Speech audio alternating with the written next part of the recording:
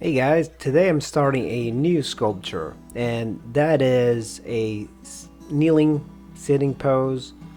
And right now I'm just putting the base, I'm straightening things out. I'm now starting to put where the model is, and I just decided to put like a chunk of clay down.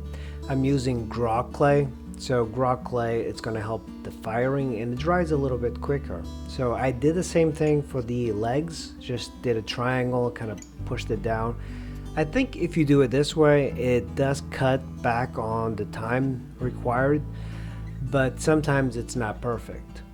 So this model has like one leg, her left leg up, and she's sitting, but there's kind of like a really nice C curve to her spine. So it requires a little bit of work to get it engineered right and hopefully in the position that we need it to be. So at this point, I'm indicating where the shoulders are and where the arms are. And the arms look a little bit too long for me, but a lot of it is because I need to bring the rib cage closer to the thighs because she is kind of holding on to the the front of her thighs, and that's how she's kneeling. So I need to kind of push it in just a little bit more. So at this point, I'm keeping things really simple. There's no point of creating a lot of detail. So I just want to build the gesture, connect everything, and then eventually I'll start working on the anatomy.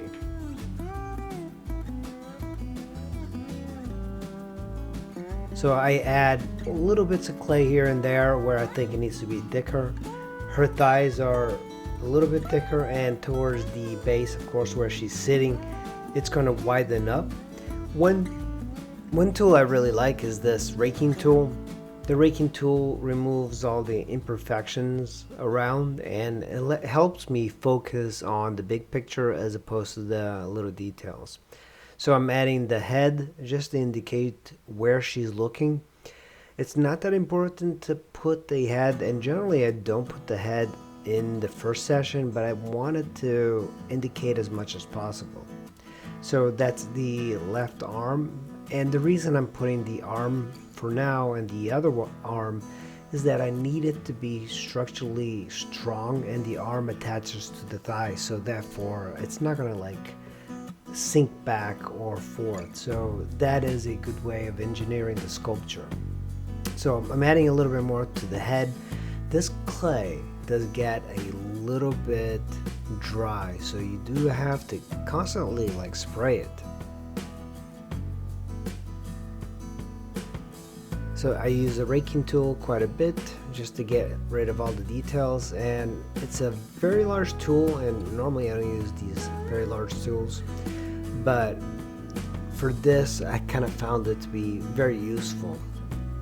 And I do like to keep all my angles nice and straight, so even with the back where you think it might be a little bit round, I tend to flatten things out because I want it to be flat, because I like the geometry of the human body. So in a way I do make it a lot flatter than it is, but that's more of a stylistic choice on my part.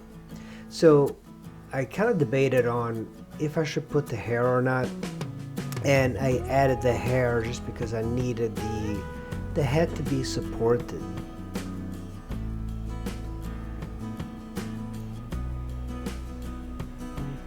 So just adding a little bit more hair. This is going to make a lot more sense later. The head is looking a little bit small, but when you're first starting out, everything is going to be off. You just want a general proportional sculpture so you can kind of keep working.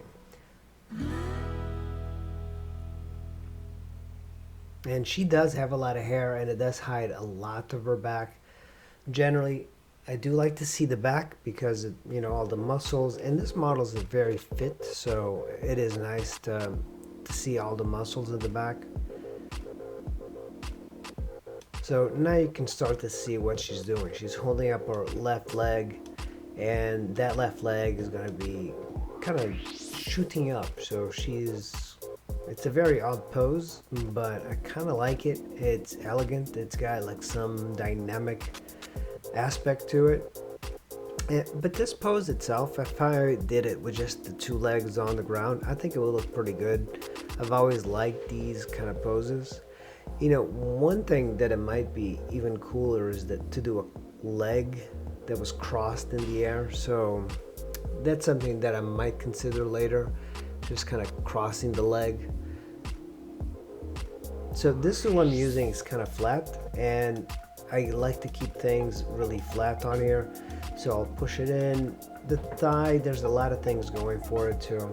So I got the hair, I got the face, the direction of the face. I am keeping the lower leg slightly smaller because you're always better to add the muscles rather than remove muscles.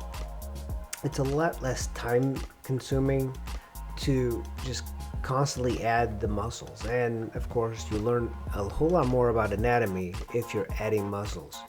You don't want to be carving, especially into a water-based sculpture. So at this point I'm adding the lower leg. Just gonna put a stick on there. Those are like those shish kebab sticks that you get from a grocery store. I use these quite a bit in the early stages of sculptures just to kind of like support various limbs, and this is the leg that I want supported, so I definitely need that for support. And remember, like midway we're going to have to hollow out the torso, but it should be fairly easy to kind of come from the bottom and kind of scoop all the clay up to the shoulder area. You don't need to dig out a lot of the thighs and legs because the sculpture itself is fairly thin. So unless I make it extremely thick, you're not going to need to do a lot of removal of clay from the inside. One of the parts that I find hard is working on the interior part where the breasts are, where the rib cage and the stomach, because with this pose it's very difficult to get a tool inside there. So this is the part that I'm gonna have to be a whole lot more careful later on when I'm working. But you're starting to see the sculpture take a little bit of shape, and this is pretty much how I do most sculptures. It's little baby steps, you know, just take your time, do things carefully, and it's the same approach that I think a lot of people do, except I don't have a methodology when I sculpt. I just look at things, I kind of know where the anatomy is, so that really helps. One thing I do suggest people do as a sculptors is learn anatomy. Anatomy is probably the greatest thing you can possibly learn, even for a painter. That way you understand what's underneath the skin, and you're just not painting the surface or sculpting the surface. So just by adding a little bit of clay here and there, you're starting to see the sculpture materialize. And one thing I'm having an issue is that the arms are a little bit too long, but you know, that could be a stylistic choice because making the limbs and making the arms long, it's kind of like an El Greco look. So that could be the style of the sculpture, but I will shorten the arms a little bit, and the whole point of this is to make it as naturalistic as I can without spending too much time on it. So thanks for watching, guys. I really appreciate it, and I'll see you in the next video.